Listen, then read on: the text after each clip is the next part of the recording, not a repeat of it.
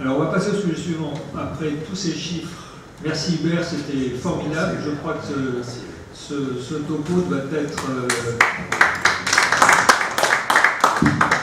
ce topo va rester bien sûr sur le canal YouTube de l'Académie, mais je crois qu'il va falloir l'en extraire et le présenter dans d'autres instances, parce qu'il a mis toutes les choses en perspective et surtout pour nos jeunes collègues qui n'ont sûrement pas pu tout saisir tellement c'est complexe.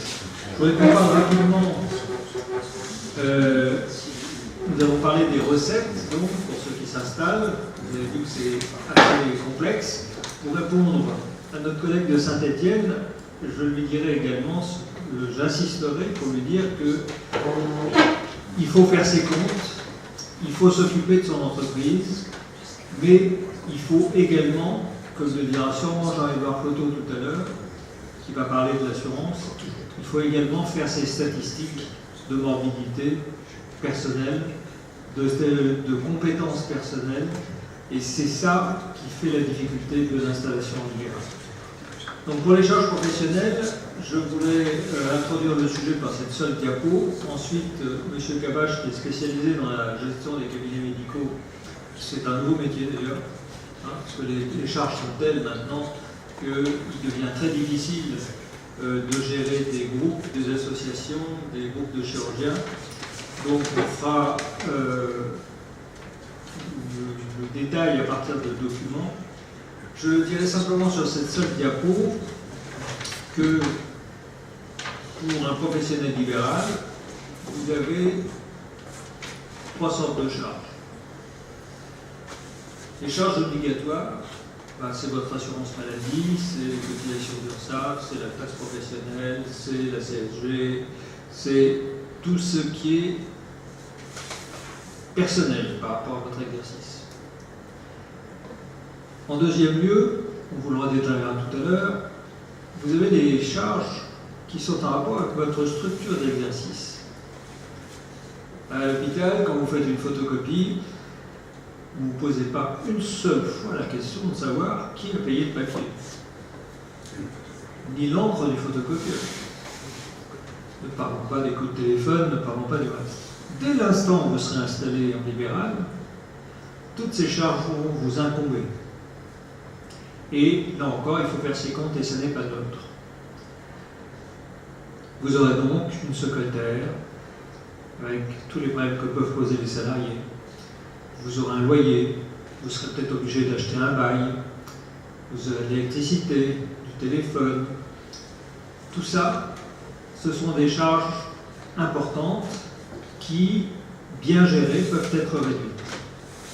Mais vous pouvez décider aussi d'avancer, d'innover, et avec Hubert Joannet, nous avons la chance d'avoir 2 associés qui ont une très grosse différence d'âge avec nous. Eh bien, on les sponsorise. Et comment on les sponsorise? Parce qu'on leur permet de faire du robot.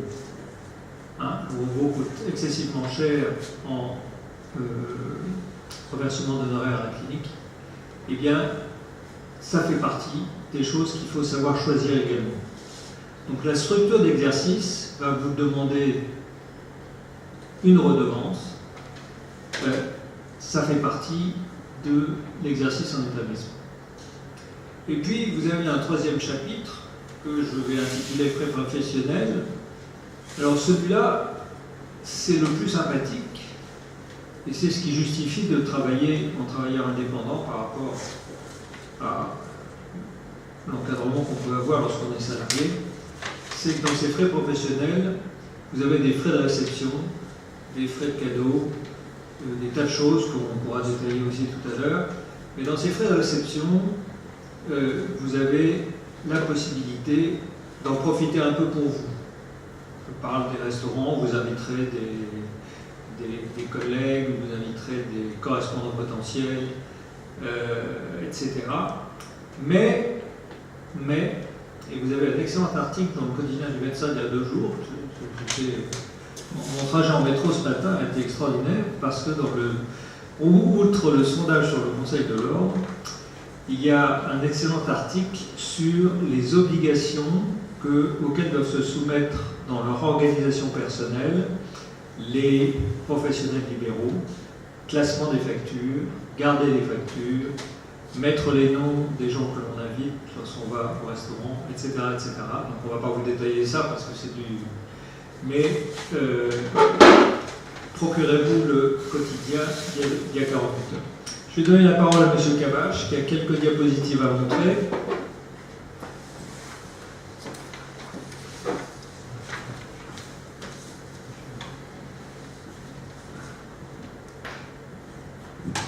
Et ensuite, je vous montrerai une autre diapo. Mais alors là, c'est changement d'état d'esprit. Lorsque vous décidez d'une nouvelle charge, tiens, j'ai décidé de faire du robot.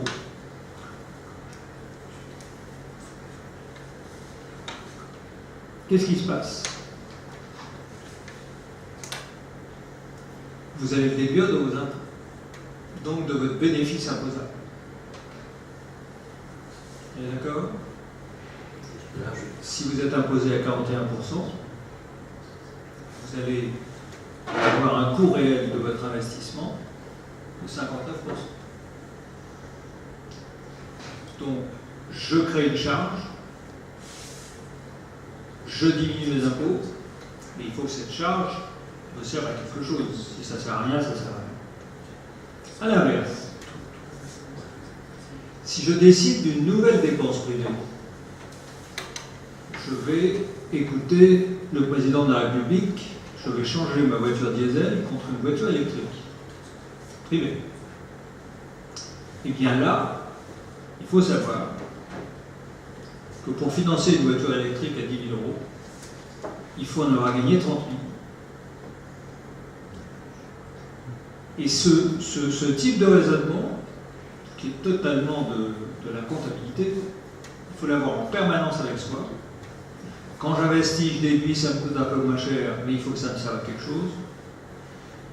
Quand je me paye quelque chose, attention, si je veux faire un investissement de temps, il faut que j'ai gagné 3 fois plus. Et alors les vieux, on y arrive, mais au début c'est très difficile. Voilà, je cède la parole à Hervé Cabache. Merci Philippe. On va démarrer avec les basiques de votre profession. Et là, à l'écran, vous avez ce que l'on appelle une déclaration 2035. La déclaration 2035, c'est ce qui est le plus répandu sur le territoire français. C'est le mode d'exercice libéral, appelé vulgairement BNC, pour l'ensemble des praticiens. Donc la déclaration, à la première page, service des impôts des entreprises, et on a l'ensemble de l'exercice qui apparaît. Ensuite, la page la plus importante, c'est celle où apparaissent, donc la troisième à l'écran, celle où apparaissent recettes encaissées. Recettes encaissées, c'est le cumul de tous vos honoraires sur l'ensemble de l'année. Que ce soit des actes de consultation.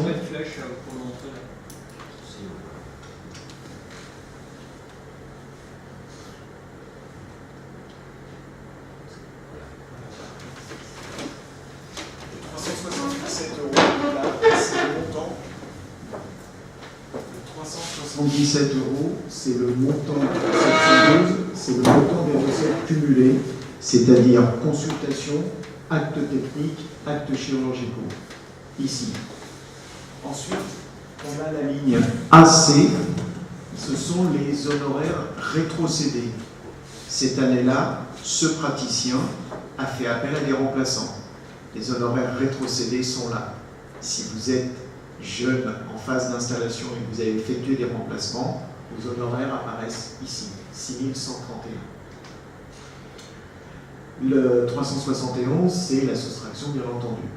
Ensuite, apparaissent ce qu'a appelé le docteur Philippe Breil l'ensemble des charges, l'ensemble des dépenses. Il y a des dépenses qui sont professionnelles et il y a des dépenses qui sont personnelles. En ce qui concerne les dépenses professionnelles, on a l'achat, on a les frais de personnel, Alors, impôts et taxes, c'est un petit clin d'œil pour le docteur Hubert Johannet, c'est ce qu'on appelle la CSG, CRDS et autres contributions foncières des entreprises. Et ensuite, on a les loyers des locaux. Là se posera la question s'il faut acheter ou pas ces locaux, mais on y reviendra beaucoup plus tard puisque vous êtes uniquement en phase d'installation. Location de matériel et de mobilier, à cet endroit-là, on peut retrouver les redevances cliniques, on peut retrouver les crédits baux si vous devez faire appel à des matériels pour réaliser vos actes techniques.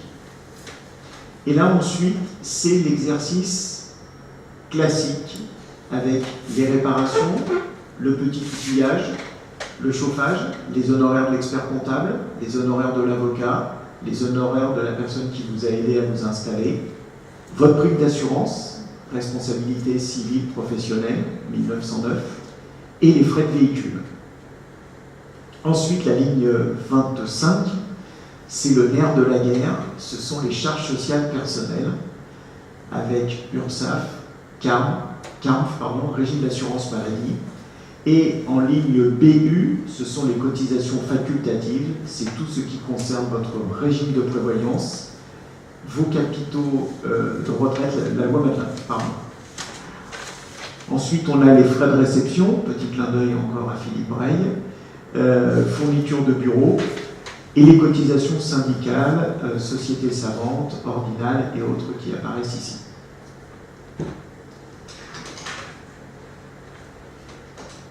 Et la page suivante, on a donc la détermination de votre BNC. Le BNC qui est ici 185 258 et c'est ce qui va servir l'année prochaine au calcul de votre impôt sur le revenu et ce qui servira dans 2 ans au calcul de vos cotisations CARF, URSSAF et régime d'assurance maladie.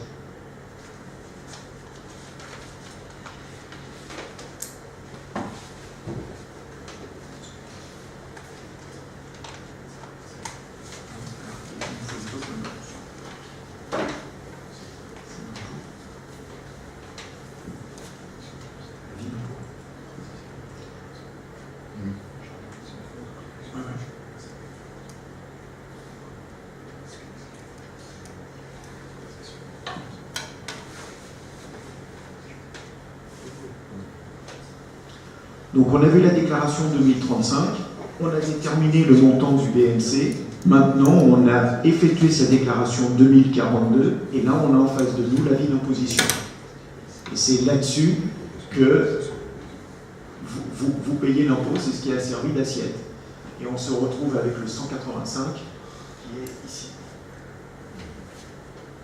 Et après, on a la déclinaison, si on a son épouse qui travaille, si on a des enfants, si on a une employée de maison, etc., etc. Et là, c'est ce qui détermine l'impôt. Ensuite, on va présenter les différents appels de cotisation auprès des organismes obligatoires. Donc, on a l'URSSAF. Donc là, c'est un autre cas où on détermine l'assiette du revenu qui est située ici, avec le montant des cotisations qui ont été réglées. Et là, on a toutes les cotisations qui servent à l'appel. Quand le docteur Hubert Johannet présentait tout à l'heure maladie, maternité, allocation familiale, contribution formation professionnelle, et on a sur la dernière ligne CSG, CRDS sur le revenu d'activité. Et on s'aperçoit que le calcul du revenu d'activité, c'est le BNC plus le montant des charges sociales que vous avez payées. Donc on appelle à 110%, sans jeu de mots, les cotisations sociales. Et on s'aperçoit que pour ce praticien, il a un montant de cotisation sociale de 103 000 € pour un BNC de 486.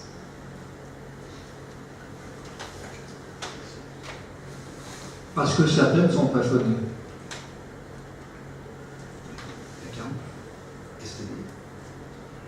Il n'y a que 20% à peu près à la louche.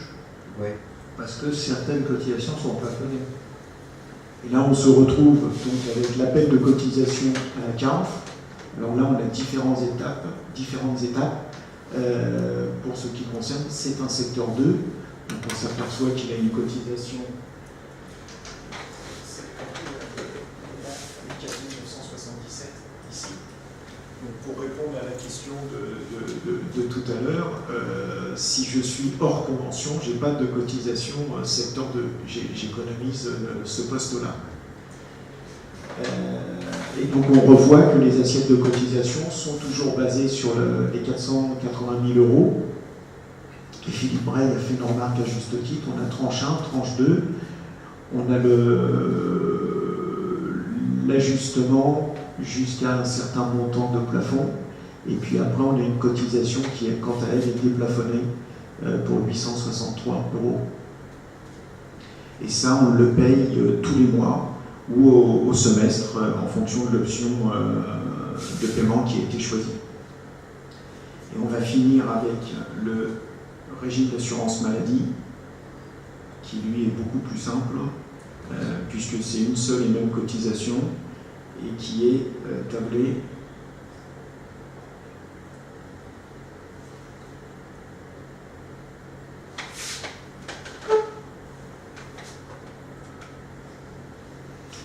tablée sur les revenus déclarés. On n'a pas de plafond et c'est 6,50 le montant du taux. Et ça, c'est tablé soit tous les mois, soit tous les semestres, en fonction de l'option de règlement qui a été choisie. Et il faut préciser que les cotisations RSI ont été déplafonnées il y a 3 ou 4 ans. Ouais, c'est pour ça que là, on est appelé sur... alors qu'elles étaient auparavant plafonnées. Ce qui a été un trou énorme dans les finances des hauts revenus. Alors là, on vous a présenté l'ensemble on vous a présenté la 2035, on vous a présenté l'ensemble des charges que le BNC ou le travailleur non salarié doit payer.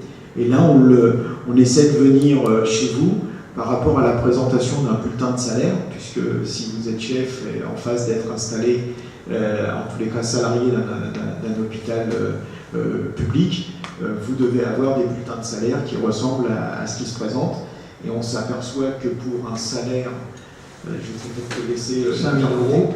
De 5 000 euros, on a un brut à 5 804. On a un brut à 5 804. On va avoir un net à 5 000 euros. Et on s'aperçoit que le total des cotisations et des contributions qui sont à payer pour ce salaire de 5 804 sont de 2 374,19.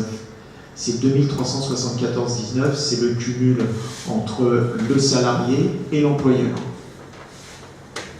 Alors, je précise, mais on va anticiper sur ce qui sera dit cet après-midi, que le même praticien, c'est-à-dire celui qui faisait 480 000 euros de chiffre d'affaires, payait la quantité monstrueuse de charges sociales, etc., etc., s'il était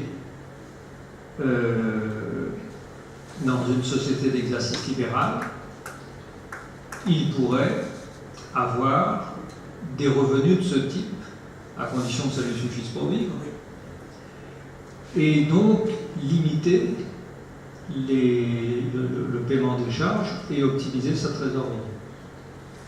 Et c'est ce qu'on verra cet après-midi avec les options de choix entre l'exercice en société d'exercice libéral, où le praticien maîtrise tout, je dis bien tout, y compris sa fiscalité. Bon, l'an prochain, la fiscalité sera prélevée à la source, donc ça nous réservera des surprises, mais jusqu'à maintenant, le praticien en société d'exercice libéral pouvait savoir à l'euro près ce qu'il paie comme impôt un an plus tard. Donc en société, vous maîtrisez tout, en honoraire, vous ne maîtrisez rien.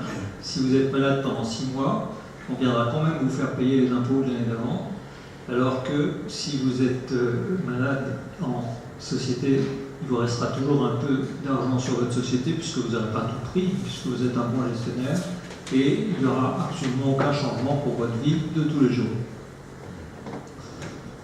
Donc là maintenant, on a fait le comparatif. On va vous présenter le SNIR. On a présenté la 2035 en tout début, et le SNIR, c'est le relevé d'activité sur une année. Le docteur Hubert Johannet en a parlé tout à l'heure sur son exemple de SNIR. Voilà. Donc là, le SNIR, tout à l'heure, vous aviez la 2035 sous les yeux, avec le cumul du chiffre d'affaires, consultation, actes techniques, actes chirurgicaux. Et là, ce document est transmis par la caisse primaire d'assurance maladie dans laquelle vous exercez. Et on retrouve l'ensemble des actes que vous avez dispensés.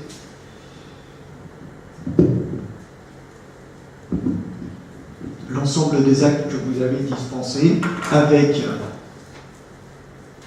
le montant total des honoraires 1 034 086, pour faire un petit parallèle avec Hubert Johannet tout à l'heure concernant le choix du secteur de ce praticien. Il est secteur 2 et il pratique un dépassement d'honoraires à hauteur de 380 983. Et on a un nombre incalculable de pages, recto verso, avec tous les actes qui sont réalisés.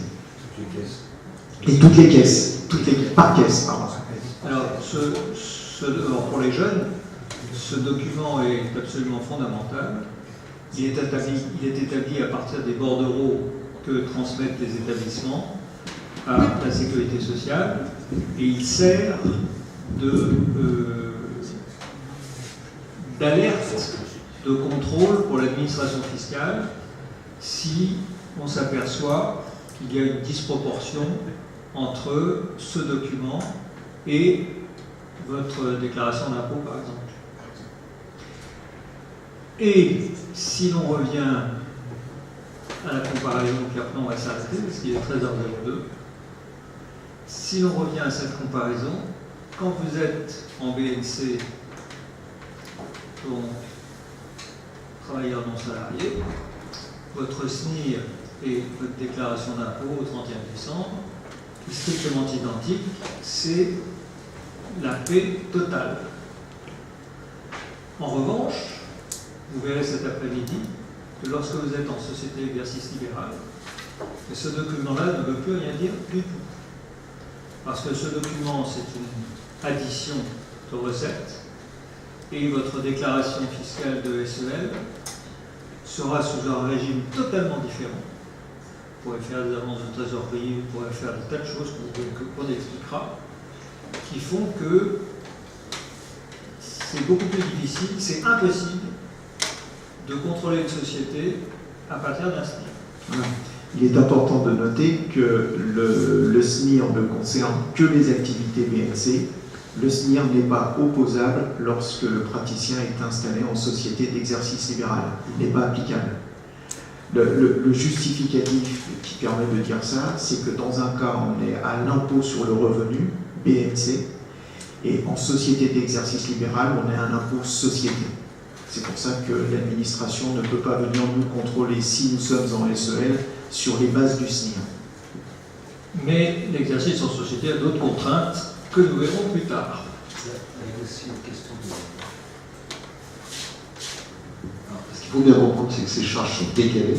C'est-à-dire que quand vous installez, eh ben, c'est l'âge de droit, il n'y a rien à payer.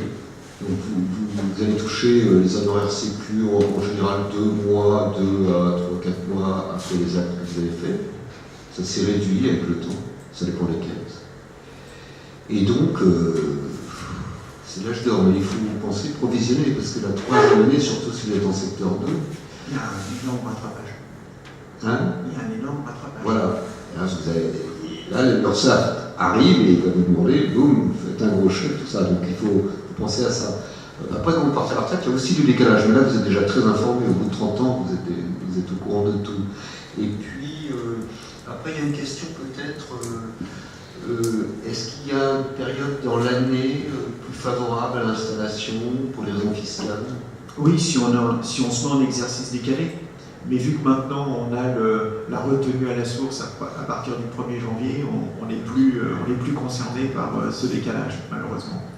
Je reviens un instant sur ce que tu viens de dire concernant le rattrapage de la 3e année. En société d'exercice libéral, on peut l'anticiper, puisque dès le 1er janvier, on peut dire le montant de la rémunération à laquelle sur la base de laquelle on va être prélevé. Donc on anticipe encore une fois un des avantages de la SEL, mais on reviendra dessus dans l'après-midi.